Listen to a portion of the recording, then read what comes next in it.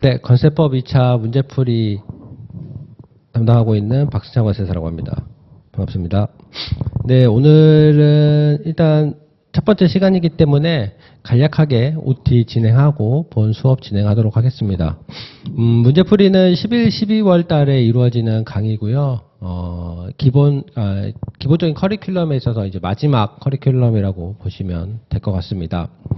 문제풀이 강의 자체는 일단은 제가 기본적인 문제 위주로 좀 해당 챕터마다 기본적인 문제 위주로 출제를 해드릴 거고, 거기에 대해서 답안 쓰시는 연습을 좀 하는 게 메인이라고 보시면 되고요. 수업 자체는 해당 문제에 대한 해설, 그리고 해당 챕터에서 문제화하지 않았던 부분에서 저희가 체크를 다시 하는 방향, 이런 식으로 강의는 진행을 할 거고요. 문제는 어렵지 않은 기본 문제 위주로 항상 출제를 할 겁니다. 그래서 좀 쓸 수 있다는 자신감을 갖는 게 첫 번째고요. 완벽하게 쓸 수 있으면 좋겠지만 아직은 모의고사 시점이 아니기 때문에 그 정도로 너무 욕심부려서 다른 과목에 피해가 갈 정도로 공부하는 것은 바람직하지 않을 것 같고요. 오늘 문제에 나온 것처럼 예를 들면 납세 의무자 같은 경우는 납세 의무자에는 어떤 게 있었다, 어떤 게 있었다. 그리고 거기에 대해서 구체적인 키워드와 함께 좀 더 기술할 수 있으면은 아주 나이스한 방향이 될 겁니다. 그래서 그 정도의 기술을 요하는 시간이라고 보시면 될 것 같고요. 11, 12월 달은 저희가 모의고사라는 것을 치르기 전에 하는 마지막 수업입니다. 그래서 요때 수업 시간에 한번 1회독, 그리고 복습으로 1회독을 해서 커리큘럼을 다 따라왔다면 아마 총 8회독이 가능했을 거고요. 그렇지 않으신 분들이라도 1월 달부터 시작되는 모의고사를 좀 대비해서 11, 12월에 최소 2회독은 꼭 하고 넘어갔으면 좋겠다라는 생각이 듭니다. 범위 자체는 그동안의 커리큘럼과 마찬가지로 1장, 2장이 1회차, 3장, 4장, 5장, 6장, 그 다음에 7장, 8장, 그 다음에 9장, 10장 나머지 환특법, 이런 식으로 구성을 할 거고, 이 범위는 아마 모의고사 범위와 유사할 거라고 판단이 듭니다. 그래서 준비해 주시면 될 것 같고, 만약에 시험 준비가 좀 늦으신 분들이 이 강의를 만약에 들으신다면, 지금은 마지막으로 좀 정리하는 시간이라고 좀 생각하시는 게 좋을 것 같아요. 지금 암기를 목적으로 하지는 마시고, 내가 1월 달부터 어떠한 부분을 공부하고 어떠한 부분을 암기해야 되는지 그 부분을 좀 정리하는 시간으로, 좀 시간이 늦으신 분들은 이 강의를 활용하시면 좋을 것 같다는 생각이 듭니다. 그래서 11, 12월에 정리를 해서 1월 달부터 8분의 1 범위부터 암기를 해도 충분히 가능한 시간입니다. 저 또한 그래서 그렇게 시험 공부를 했었기 때문에 좀 자신 있게 말씀드릴 수 있을 것 같고요. 그래서 너무 늦었다고 초조해하지 마시고 그 시간에 12월까지 내가 앞으로 내년 6개월 동안 공부할 교재를 좀 만들어 본다, 단권화를 해보겠다라는 목표를 가지고 좀 임해 주시면 좋을 것 같습니다. 오늘은 본격적인 강의 하면요. 오늘은 일단 1장과 2장에서 문제 출제를 했고요. 문제 출제 보시면 문제 1번이 관세법 2조에 나오는 정의 부분에서 좀 주요하다 생각하는 부분만 좀 빼봤고요. 문제 2번은 19조 납세 의무자 전체를 기술하는 내용을 적어봤습니다. 해서 10점, 40점에서 총 50점 배점을 넣었고요. 납세 의무자 19조를 공부하신 분들은 아시겠지만 내용이 워낙 많습니다. 근데 납세 의무자 19조를 쓰시오라고 이런 식의 재간의 문제처럼 이런 무식한 문제는 나올 가능성이 매우 낮겠죠. 대신 특정한 부분, 예를 들어 연대 납세 의무자를 뽑아서 낼 수 있고 보충적 납세 의무자, 확장된 납세 의무자라는 이름으로 걔네만 뺏어 쓸 수도 있고 해서 19조 자체는 여기저기에서 매우 활용이 많이 가능한 부분입니다. 그래서 기본적인 부분이고 내용은 맞지만 수험생들이 반드시 숙지해야 되는 부분이기 때문에 이런 식의 문제를 내봤고요. 앞으로 문제풀이에 나오는 문제들도 이런 식일 겁니다. 아마 가장 기본적인 문제를 얼마나 기술할 수 있느냐를 좀 포인트로 가져가시면 좋을 것 같습니다. 먼저 문제 1번 보도록 하겠습니다. 관세법상 수입, 수출, 반송, 외국 물품, 내국 물품의 정의에 대해 쓰시오. 수입, 수출, 반송, 외국 물품, 내국 물품, 정의에 대해서 쓰는 내용입니다. 관세법 제2조에서 추려서 쓰면 되는 문제였고요. 2조 자체만 보면 관세법 2조는 2009년, 2019년, 2021년도에 하나씩 출제가 됐던 부분입니다. 다 메인 문제의 하나의 꼭지로 나왔던 부분이었고요. 그래서 이제 2조 자체는 2조를 기술하시오라는 문제가 나올 가능성은 매우 희박하지만 각각의 정의에 대해서는 다른 문제 출제될 때 함께 나올 수가 있는 부분이기 때문에 꼭 숙지를 해야 되는 부분입니다. 자, 내용 보시면 먼저 수입이란 외국 물품을 우리나라에 반입하거나 우리나라에서 소비 사용하는 것을 말한다 해서 우리나라에 반입, 소비 사용하는 것을 말하는 또 두 가지로 나눌 수가 있고요. 세부적으로 반입은 보세구역으로부터 보세구역을 경유하는 것은 반입하는 것을 말하고, 소비 사용은 우리나라의 운송수단 안에서의 소비 사용을 포함하고 239조의 각조는 제외를 합니다. 그래서 그 틀은 반입과 소비 사용 두 가지, 반입은 보세구역을 경유하는 것은 보세구역으로부터 반입하는 것을 말하고, 소비 사용은 우리나라 운송수단 안에서 소비 사용을 포함하고 239조는 제외한다는 것. 그래서 포함과 제외가 들어가 있다는 것. 그래서 일단 큰 틀이 반입과 소비 사용이죠. 이걸 먼저 외우신 다음에 이후에 보세구역으로부터 반입이나 뭐 이런 괄호 속의 내용을 넣어주시면 됩니다.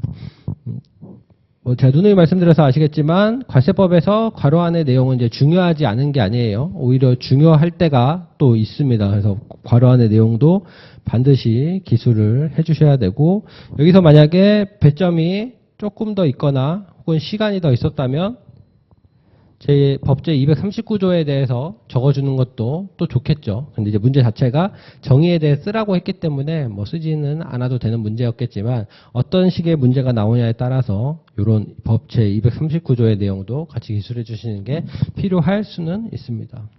그래서 두 번째, 수출이란 내국 물품을 외국으로 반출하는 것을 말한다. 포인트가 내국 물품, 외국 반출. 반송이란 국내에 도착한 외국 물품이 수입 통관 절차를 거치지 아니하고 다시 외국으로 반출되는 것을 말한다. 그래서 반송에서 중요한 것은 수입 통관 절차를 거치지 아니하는 물품이라는 것 중요하고요. 네 번째, 외국 물품. 외국 물품이란 다음 항목의 어느 하나에 해당하는 물품을 말한다 해서 두 가지가 있죠. 첫 번째가 외국으로부터 우리나라에 도착한 물품으로서 수입신고가 수리되기 전의 것. 이게 큰 틀. 세부적으로 외국의 선박 등이 공해에서 채집, 포획 포함하는 거고, 외국의 공해는 외국의 영해가 아닌 경제수역을 포함하는 내용이라는 것까지 다 같이 기술을 해주시면 됩니다. 그래서 첫 번째가 외국으로부터 우리나라에 도착하고 물품으로서 수입수익이 되기 전의 것. 요게 첫 번째로 암기가 들어가야 되는 거고, 두 번째는 외국의 선박 등이 공해에서 채집 포획한 것을 포함한다는 내용. 세 번째가 그 공해는 외국의 영해가 아닌 경제수역을 포함한다는 것. 그래서 이렇게 단계적으로 3단계로 해서 외워주시면 될 것 같고요. 두 번째는 수출신고가 수리된 물품입니다. 그래서 수출신고가 된 물품이 아니라 수리까지 돼야죠. 그래야지 완료가 된 것이고, 참고로 수출이 완료가 된다는 것은 수출신고가 수리되고 선적까지 되어야 수출신고, 수출이 완료됐다라고 볼 수 있을 거고요. 마지막 내국물품 보면, 내국물품이란 우리나라에 있는 물품으로서 외국 물품이 아닌 것, 그리고 우리나라의 선박 등이 공해에서 채집하거나 포획한 수산물, 다목, 입항 전 수입신고가 수리된 물품, 라목, 수입신고 수리 전 반출 승인을 받아 반출된 물품, 마목, 수입신고 전 즉시 반출 신고를 하고 반출된 물품. 그래서 아래 세 가지는 신고 특례 같은 거죠. 그래서 첫 번째가 당연히 우리나라에 있는 것으로서 외국 물품이 아니면 내국 물품일 것이고, 그 다음에 여기 공해에서 포획, 채집한 수산물 우리나라 선박이 한다면 그건 내국 물품이고, 위에는 외국의 선박이죠. 외국 물품은 외국의 선박 등이 채집한 것은 외국 물품, 우리나라 선박이 공해에서 채집 포획한 것은 내국 물품. 그리고 입항전 수입신고 수리되거나 수리되거나 수입신고 수리 전 반출 승인을 받아 반출되거나 수입신고 전 즉시 반출 신고하고 반출된 물품, 얘들이 내국 물품입니다.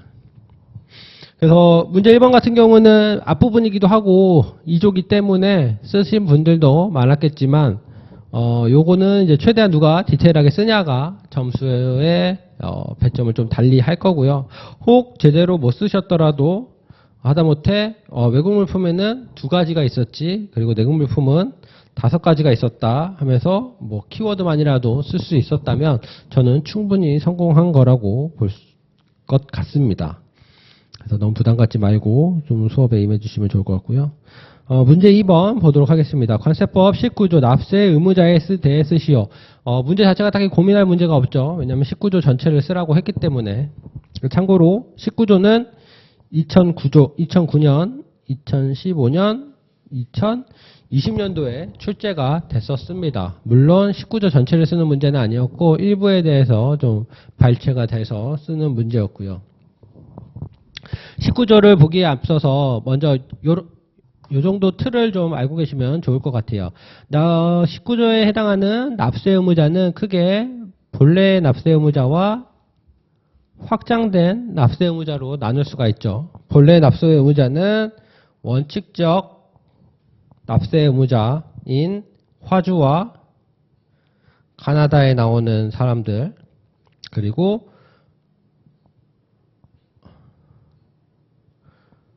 원칙적 납세자 외에 특별 납세 의무자 11명, 확장된 납세 의무자는 납세 보증, 연대 납세 의무자 6, 상계, 물적, 2차 납세 의무자, 이렇게 구성이 되어 있었습니다. 그래서 이 정도는 지금 시점은 좀 알고 계셔야 되는 부분인 거고, 요 내용이 이제 19조에 각각 녹아 있죠.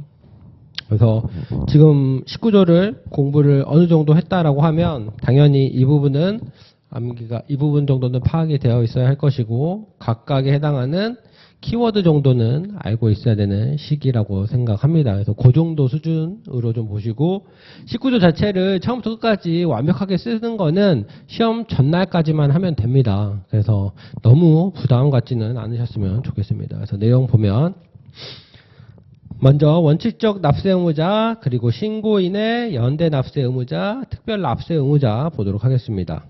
첫 번째, 다음 각 호의 어느 하나에 해당하는 자는 관세의 납세 의무자가 된다. 첫 번째, 수입 신고를 한 물품인 경우에는 그 물품을 수입 신고하는 때에 화주, 얘가 원칙적 납세 의무자죠. 그리고 화주가 불분명할 때에는 여기 가나다에 해당하는 사람이 화주가 됩니다. 그러니까 얘네가 원칙적 납세 의무자죠. 화주와 가나다. 가는 수입을 위탁받아 수입업체가 대행 수입한 물품인 경우에는 그 수입을 위탁한 자가 대상이 되고요. 그런 물품이 아닌 경우에는 대통령령을 정하는 상업서류, 송품장, 선화증권, 항공화물 운송장에 적힌 물품 수신인. 그래서 요거는 뭐 기술을 하실 때에는 송품장, 산화증권, 항공화물 운송장에 적힌 물품 수신인 정도로 적으셔도 상관은 없습니다. 최대한 법문에 맞게 좀 암기를 애초에 해주시는 게 그렇게 쓰는 게 가깝게 쓸 수가 있고요. 이렇게 대통령을 정하는 상업서류에서 괄호 열고 송품장, 선화증권, 항공화물 운송장이라고 외워두시면 시험 시간에 웬만하면 이렇게 쓰게 됩니다. 근데 이제 애초부터 요렇게 앞에를 날리고 외우시면은 요 부분에 대해서는 아예 머릿속에 없을 수가 있기 때문에 일단은 최대한 본문 위주로 좀 공부를 해주시고, 단어 자체도 뭐 CI 커머셜 인보이스 이런 거 말고 송품장, 그리고 BL 같은 말은 말고 선화증권, 에어웨이빌보다는 항공화물 운송장이라고 법문에 나온 명칭을 그대로 적어주는 거를 좀 원칙으로 했으면 좋겠고요. 그런 경우에는 물품 수신인이 원칙적 납세 의무자가 되고요. 수입 신고 전에 양도한 경우에는 그 양수한 사람이 화주가 됩니다. 그래서 첫 번째는 이제 원칙적인 납세 의무자, 화주와 그 다음에 위탁한 자, 물품 수신인, 양수인 요 정도 키워드를 꼭 알고 계셔야 되고요. 세부적인 거는 8분의 1 범위 때 좀 암기를 하시더라도 일단은 화주와 가나다에 뭐가 있었지 정도는 좀 알고 계시면 좋을 것 같다는 생각이 듭니다. 다만 수입신고가 수리된 물품이 법 252조에 따른 수입신고 수리 전 반출 승인을 받아 반출된 물품에 대하여 납부하였거나 납부하여야 할 관세액이 부족한 경우 그 해당 물품을 수입신고하는 때의 화주의 주소 및 거소가 분명하지 아니하거나 첫 번째, 두 번째 화주를 수입신고인이 명백하게 하지 못하는 경우 그 신고인이 화주와 연대하여 관세를 납부하여야 한다. 이게 첫 번째 연대 납세 의무자입니다. 그래서 연대 납세 의무자가 신고인이 되려면 굉장히 조건이 좀 있는 편이죠. 이런 조건을 다 충족해야만 연대 납세 의무를 관세사, 신고인이죠. 관세사가 함께 지는 거고요.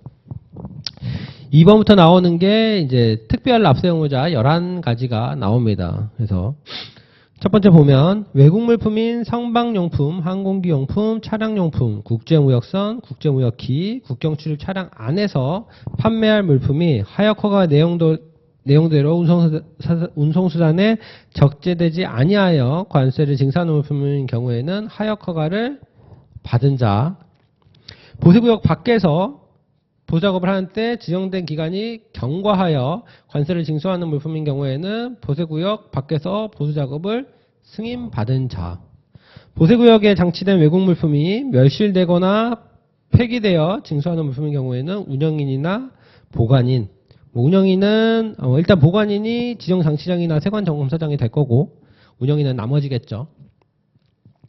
보세공장 외 작업, 보세건설장 외 작업, 종합보세구역 외 작업을 하는 때에 지정된 기간이 경과하여 관세를 경과하는 물품인 경우에는 이러한 것을 허가받거나 신고한 자, 신고는 종합보세구역일 거고 나머지가 허가겠죠. 보세운송 신고를 하거나 승인을 받아 보세운송하는 외국 물품이 지정된 기간 내에 목적지에 도착하지 아니하여 관세를 징수하는 경우에는 신고하였거나 승인을 받은 자, 수입신고가 수리되기 전에 소비하거나 사용하는 물품 경우에는 소비자나 사용자, 다만 239조에 따라서 수입으로 보지하는 물품은 제외를 하고요. 수입신고 전 즉시반출 신고를 하고 반출한 물품에 대하여 즉시반출 신고를 한 날로부터 10일 이내에 수입신고를 하지 아니하여 관세를 징수하는 경우는 즉시 반출한 자.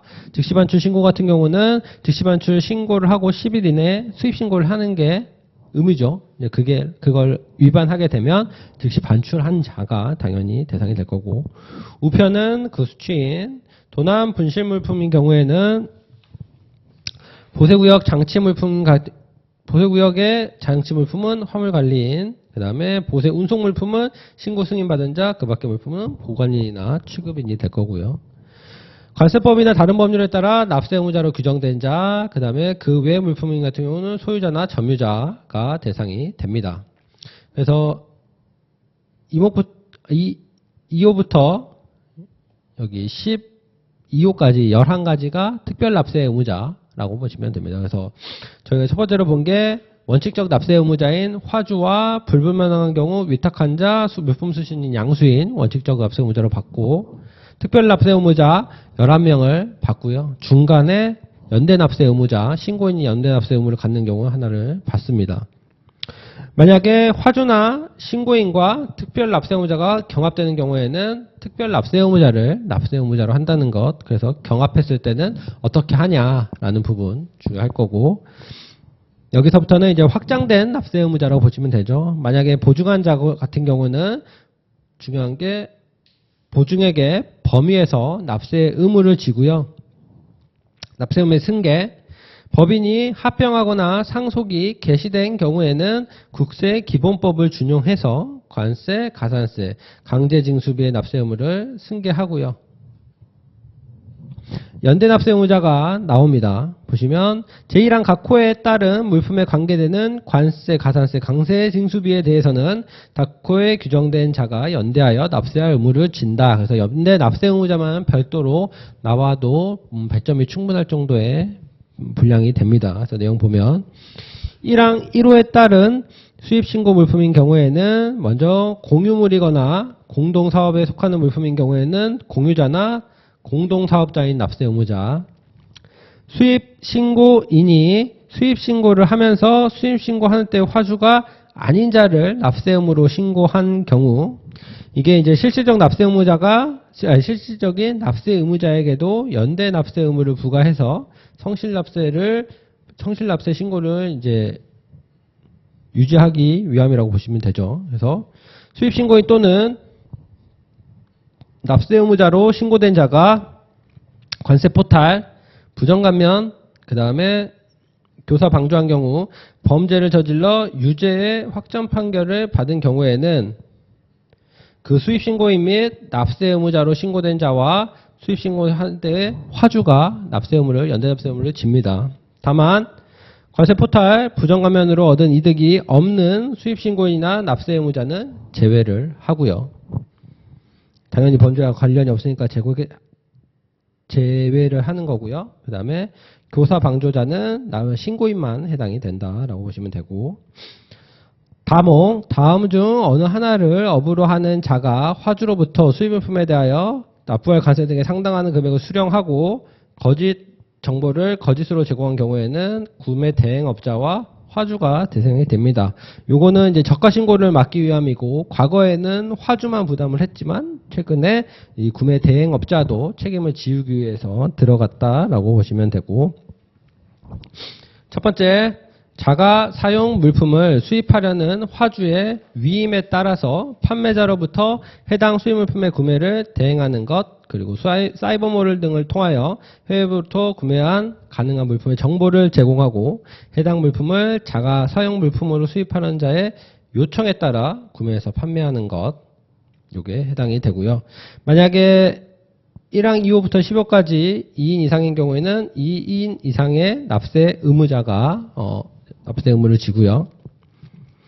불알 법인 등의 연대 납세 의무 마찬가지 보시면 다음 각호 어느 하나에 해당한 경우 국세기본법의 규정을 준용하여 첫 번째, 분할되는 법인이나 두 번째, 분할 또는 분할병으로 설립되는 법인, 세 번째, 존속하는 분할합병의 상대방 법인, 네 번째, 신회사가 관세, 가산세, 강제징수비를 연대하여 납세 의무를 지고 분할 합병되는 경우가 1, 2, 3번이 해당이 될 거고, 분할 합병으로 해당되는 경우 2번과 3번, 신회사를 설립하는 경우 4번이 연대 납세 의무를 지겠죠.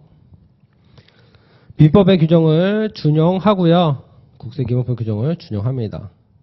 2차 납세 의무자, 제8항에 준용되는 국세기본 규정에 따른 제2차 납세 의무자, 청산인, 출자자, 법인, 사업, 양수인, 청출법사죠. 자는 첫 번째, 관세의 담보로 제공된 것이 없고, 두 번째, 납세 의무자와 관세의 납부를 보증한 자가 납세 의무를 이행하지 아니하는 경우에 납세 의무를 지는 게 2차 납세 의무자입니다. 마지막으로 양도 담보권자의 물적 납세 의무 보도록 하겠습니다. 납세 의무자, 여기에는 보증한 자와 2차 납세 의무자를 포함하죠. 가 관세, 가산세, 강제 징수비를 체납한 경우 납세 의무자에게 국세기본법에 따른 양도담보 재산이 있을 때에는 첫 번째가 관세, 가산세를 체납하고, 두 번째가 양도담보 재산이 있을 경우, 세 번째가 납세 의무자의 다른 재산에 대하여 강제 징수를 하여도 징수해야 하는 금액에 미치지 못하는 경우, 요 세 가지 조건을 다 충족해야만 양도 담보 재산으로서 관세, 가산세, 강제징수비를 징수할 수가 있고요. 다만 부가고지하는 경우에는 그러하지 아니하다. 그 부가고지 발송 전에 담보 목적이 된 것은 제외가 되는 거고요. 그래서 19조 납세 의무자를 봤고요. 보시다시피 내용이 매우 많습니다. 아마 19조 전체를 쓰라는 내용은 잘 나오지 않을 가능성이 높고요.